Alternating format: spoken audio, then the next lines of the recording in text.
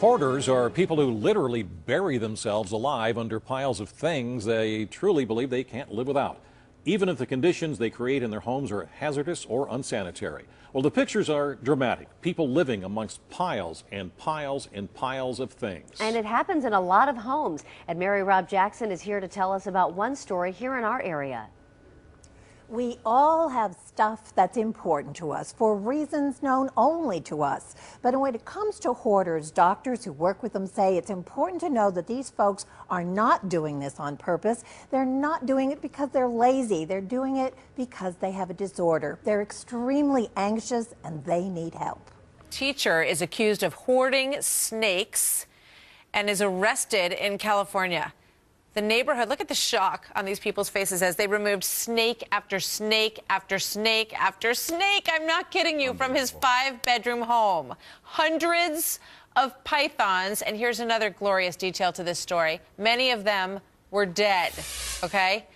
Glad you're not neighbors with this guy, right? William LaJeunesse is live in Los Angeles. So, William, how did they find out what was going on in this house?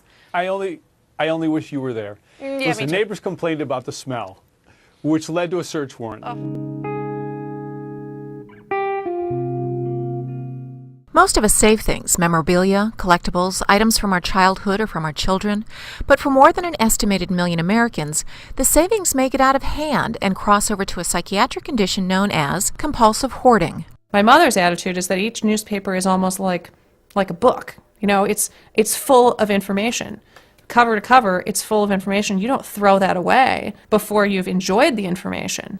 She wanted to read every single newspaper, every single page of the newspaper before it was discarded. And so they would stack up, and they would just stack and stack. And the perimeter of every room would have stacks of things. She got to the point where there was a whole family room that no one can sit down and watch television in. It's just piled with stuff.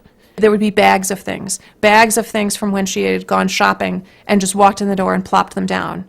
I came home for a Thanksgiving, and my dad, at that point, he used a walker, and he was using portable urinals in the living room because my mother had blocked his access to the bathroom downstairs. That was when I got really concerned, and I started searching online for explanations.